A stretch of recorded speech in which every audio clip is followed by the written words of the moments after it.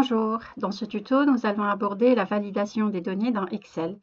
Donc ici, sans tarder, je vous montre un exemple concret. Donc ici, on est en présence d'un état de prestation d'un employé où je vois ici le numéro de l'employé est formé de 6 chiffres ou 6 caractères. Je peux imposer ce genre de saisie pour éviter toute erreur d'encodage. Donc, par exemple, ici, pour cette cellule, je vois qu'il y a une petite information qui m'indique qu'il y a 6 caractères. Donc, si par erreur, je mets par exemple 3 caractères et je valide, j'ai un message d'erreur avec, voilà, le numéro doit avoir 6 caractères. Le message d'erreur ou l'alerte d'erreur indique quelle est l'erreur ou à quoi faut-il faire attention pour valider une saisie. Un autre cas de figure, ici les dates. Donc ici les dates de la semaine qui se termine le 21 janvier. Ce sont des dates du 17 jusqu'au 21. Et puis pour éviter que l'encodeur fasse une erreur de saisie, on peut aussi appliquer la validation des données. Donc par exemple pour mercredi, si j'introduis le 30 janvier 2021 et je valide, donc lui, il me rappelle, attention, entrez une date valide de la semaine en cours. La semaine en cours étant de 17 au 21, le 30 n'a rien à voir ici. Encore un autre cas de figure, et cette fois-ci, c'est pour les heures supplémentaires. Donc, imaginons que l'entreprise n'autorise que 2 heures supplémentaires maximum par jour. Donc, au cas où un employé veut déclarer plus que 3 heures de supplémentaires, donc je valide. J'ai aussi un message d'erreur. Attention, l'employé ne doit pas prester plus de 2 heures supplémentaires par jour. Donc, vous voyez bien que la validation des données permet de contrôler la saisie et d'éviter le maximum d'erreurs. Alors, pour arriver à ce résultat, donc je commence dès le début. Donc ici, par exemple, pour le numéro d'employé qui doit afficher 6 caractères exactement. Donc ici, je sélectionne ma cellule et alors je vais cliquer sur l'onglet Données. Ensuite, Validation des données. En développant cette commande, je clique après sur Validation des données. Alors, j'ai une nouvelle fenêtre qui s'affiche et dans cette boîte de dialogue, je vois que j'ai 3 onglets. Un onglet option où je dois préciser le critère de validation ou la condition. Le message de saisie, c'est le message d'information. C'est l'infobulle qui s'affichait en jaune dans l'exemple présenté. Et puis, alerte d'erreur, c'est le message d'erreur si jamais la saisie n'est pas correcte. Donc, on commence par option. Et dans option, je vais cliquer sur autoriser. Qu'est-ce que je dois autoriser? Donc, je clique sur la petite liste déroulante. Je ne veux pas tout autoriser, mais je veux autoriser une longueur du texte bien précise. Donc, je clique sur longueur du texte. Données. Là, qu'est-ce qu'elle doit être, cette longueur, comment elle doit être cette longueur du texte, donc comprise, non comprise, égale, différente, etc. Donc ici, je choisis égal à, puisque je veux une longueur de texte de 6 caractères, exactement. Donc égal à, et ici sur la barre de longueur, je vais saisir 6. Ça, c'est la condition. Donc, il n'autorise que les longueurs de texte de longueur 6 caractères. Le message de saisie, il est facultatif, mais il informe l'encodeur que, voilà, faites attention, pour cette cellule donnée, il faut respecter tel ou tel critère.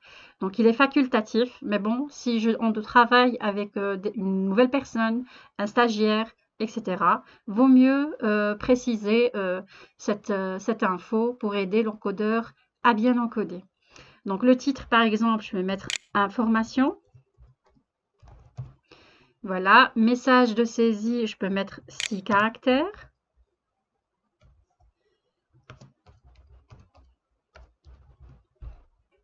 Et c'est tout pour le message de saisie. Maintenant, malgré cela, si la personne ne fait pas attention parce que voilà, elle est distraite ou quoi, et elle encode un caractère, plutôt moins que 6 caractères ou plus que 6, alors là, il y aura le message d'erreur. Alors pour le message d'erreur, j'ai ici plusieurs styles.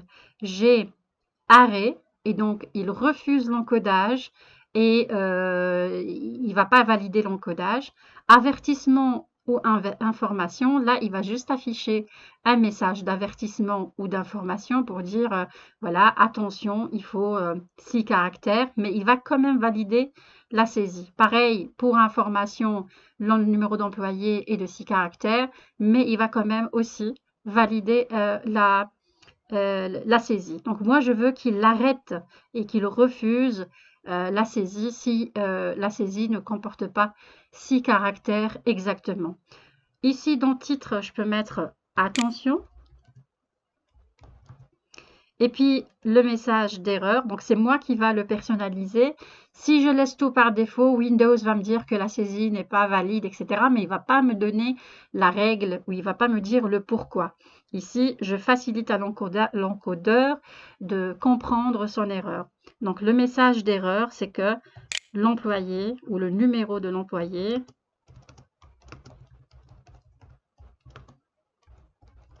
doit être de 6 caractères. Et je clique sur OK. Donc, voici l'infobulle. C'est ça le message, le message de saisie. Information 6 caractères. Et si malgré je fais l'erreur, donc là, avec l'alerte d'erreur, avec le titre attention et le numéro de l'employé doit être de 6 caractères. Voilà, donc de même, je vais faire pour les dates. Donc ici, je vais sélectionner toutes les dates en question. Données, validation des données, encore validation de données. Je clique sur options. Donc je me pose toujours la question, qu'est-ce que je veux autoriser? Je clique sur la petite liste déroulante. Je n'autorise que les dates. Comment doivent être les dates?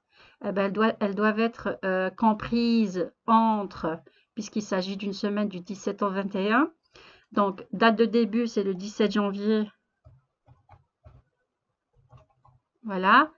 Date de fin, c'est le 21 janvier.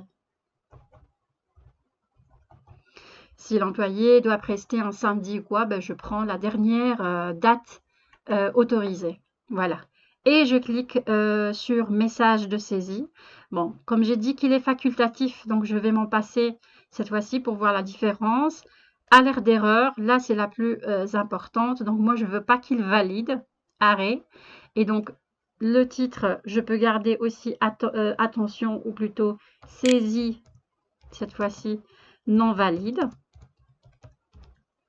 Et le message d'erreur, par exemple, veuillez introduire une date comprise entre ou bien une date de la semaine en cours. Voilà, le message d'erreur, c'est à vous de formuler l'erreur. Comme ça, l'encodeur peut comprendre où est l'erreur. D'accord? Voilà, je clique sur OK. Et on va tester tout de suite. Donc, je prends ici mercredi. Donc, ici, je n'ai pas mis un message de saisie, contrairement à ici où il y a une infobulle qui s'affiche. Ici, il n'y a rien qui s'affiche parce que je ne l'ai pas rempli. Et donc, ici, je mets 30 janvier et je valide. Et j'ai mon message d'erreur. Veuillez introduire une date. Voilà. De la même manière, je fais pour les heures supplémentaires. Donc, je sélectionne ici la colonne en question. Encore données, validation de données, validation des données. Options. Je n'autorise pas tout, mais j'autorise les nombres entiers. Donc, 2 heures maximum par jour. Ça veut dire, je dois choisir l'opérateur soit inférieur, strictement inférieur à 3, ou bien inférieur ou égal à 2. Ça, c'est à vous de choisir. Donc, inférieur à 3. Message de saisie, je peux mettre maximum 2. Voilà. Alerte d'erreur. Attention. Et ici, message d'erreur. L'employé ne peut pas prester plus de 2 heures supplémentaires par jour, bien entendu. Voilà, je clique sur OK et le tour est joué. Donc, quand je clique ici, je valide et j'appuie par exemple, je mets 3, je valide, j'ai mon message d'erreur avec le message de saisie qui s'est affiché ici à la place, mais c'est pour cette cellule parce que là où je clique, j'ai le message de saisie ici et qui est aussi qui peut se déplacer. Un dernier cas de figure qui est intéressant dans validation des données, ce sont les listes déroulantes. Donc, par exemple, ici, j'ai remplacé la colonne maladie et la colonne congé par une seule colonne absence. Et là, pour chaque cas, donc par exemple le mercredi, le 19 janvier 2021, la personne n'a pas presté ce jour et donc je dois justifier ou mettre le pourquoi. Donc, je clique sur la cellule et j'ai une petite flèche qui va me donner accès à la liste déroulante et choisir tout simplement l'option qui convient. Donc, par exemple, cette personne, le 19 janvier, était malade. Donc, je mets ici maladie. Un autre jour, par exemple, le vendredi 21 janvier, elle a pris congé. Alors, je clique ici sur la petite liste déroulante et je clique sur congé payé ou congé conventionnel. Voilà, je vais vous montrer maintenant tout de suite comment faire pour arriver à ce résultat. Alors, pour arriver au résultat souhaité, c'est-à-dire la liste déroulante ici pour la colonne absence, il faut d'abord que je saisisse, enfin une des méthodes, c'est de saisir d'abord le contenu de la liste. Donc, moi, je l'ai saisi ici dans une feuille à part. Je saisis toutes les données qui doivent figurer sur la liste déroulante. Maladie, congé payé, congé conventionnel, fin de contrat et non justifié. Et donc, après, je retourne sur ma feuille de calcul et je sélectionne la colonne en question. Onglet données, validation des données, validation des données. Et cette fois-ci, sur option, je vais autoriser que la liste, c'est-à-dire l'encodeur, il est obligé de choisir une option de la liste déroulante. Je clique sur liste et donc ici sur la barre source, soit j'introduis moi-même les données de la liste en faisant des points-virgules pour séparer les différentes données, soit je vais faire appel à ma liste puisqu'elle est saisie dans une autre feuille via ce petit bouton ou directement si j'ai la visibilité de mon onglet ou de l'espace où la liste est saisie, je vais directement cliquer sur feuille 4. Je vais sélectionner la liste.